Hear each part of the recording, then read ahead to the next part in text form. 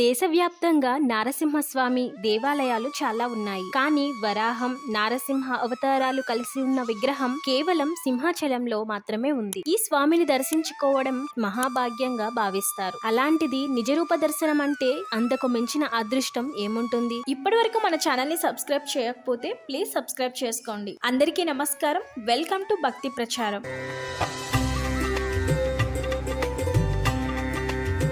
హిరణ్యాక్షుడిని వధించేందుకు వారహ అవతారాన్ని, హిరణ్యకశిపుణ్ణి సంహరించేందుకు నృసింహ అవతారంలో వచ్చారు. ముందుగా హిరణ్యాక్షుడిని వధించి వరాహ అవతారాన్ని వీడేలోగా నీ స్వామి ఎక్కడా, ఈ స్తంభంలో ఉన్నాడా అని హిరణ్యకశిపుడు ప్రశ్నిస్తాడు. ఆ సమయంలో ప్రహ్లాదుడు ప్రార్థించడంతో వరాహ అవతారాన్ని పూర్తిగా వీడక ముందే నృసింహుడిగా వచ్చేస్తారు. హిరణ్యకశిపుడిని సంహరించిన తరువాత భీకరంగా మారిన నృసింహుడిని చూసి సృష్టి మొత్తం వణికిపోయింది. ఆ సమయంలో చందన వృక్షానికి ఇచ్చిన వరం బ్రహ్మకు గుర్తొస్తుంది. అలా చందనాన్ని తెంపించడంతో ప్రహ్లాదుడు స్వామికి చందన సేవ చేశాడు. ఆ వేడి తగ్గి శాంతించాడు నృసింహస్వామి. ప్రహ్లాదుడి కోరిక మేరకు వరాహం నృసింహ రూపంలోనే సింహాచలంలో కొలువయ్యారు. ప్రహ్లాదుడి పిలుపు మేరకు ఒక్క ఉదుటున కిందకు దూకటంతో వరాహ నారసింహుడి పాదాలు పాతాళంలోకి వెళ్లిపోయాయి. అందుకే ఇక్కడ స్వామివారి పాదాలు కనిపించవు. కొన్నాళ్లకు వరాహ నారసింహుడి విగ్రహం పుట్టలో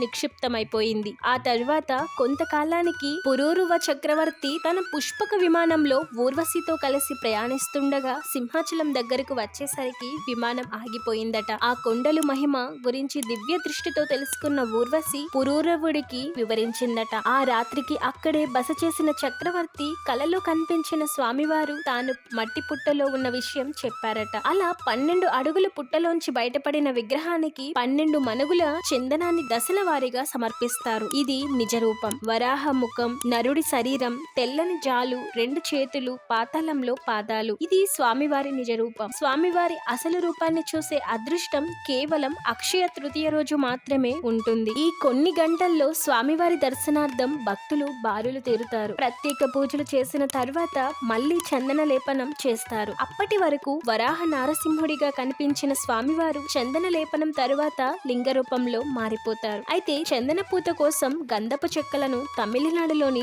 మారుమూల ప్రదేశం నుంచి తెప్పిస్తారు. జాజి పోగల అనే మేలు రకం గంధాన్ని వినియోగిస్తారు. చందనోత్సవానికి కొద్ది రోజుల ముందు నుంచే గంధపు చెక్కల నుంచి గంధాన్ని తీసే ప్రక్రియ ప్రారంభిస్తారు. అక్షయ తృతీయ ముందు రోజు అర్ధరాత్రి నుంచే బంగారు బొరుగులతో స్వామివారిపై ఉన్న చందనాన్ని తొలగించడం ప్రారంభిస్తారు. తెల్లవారుజాము నుంచి నిజరూప దర్శనం భక్తులకు కల్పిస్తారు. వరాహ నారసింహుడి నిజరూపాన్ని మొదటిగా దర్శించుకునే భాగ్యం ఆలయ ధర్మకర్తలైన విజయనగర రాజులదే. అక్షయ తృతీయ రోజు రాత్రి వరకు భక్తులకు దర్శనం కల్పించిన తరువాత అభిషేకం చేస్తారు. సింహాచలం కొండ మీదున్న గంగాధర నుంచి 1000 కలశాలతో సహస్ర ఘటాభిషేకం నిర్వహిస్తారు. అనంతరం 108 వెండి కలశాలతో పంచామృతం అభిషేకం చేస్తారు. 3 మునుగులు, మునుగు అంటే 40 కిలోలు, 120 కిలోల చందనాన్ని స్వామివారికి లేపనంగా పూస్తారు. చందనం పూతతో స్వామివారి నిజ రూపం నుంచి నిత్య రూపంలోకి మారుతారు. 12 మనుగుల చందనాన్ని ఒకేసారి కాకుండా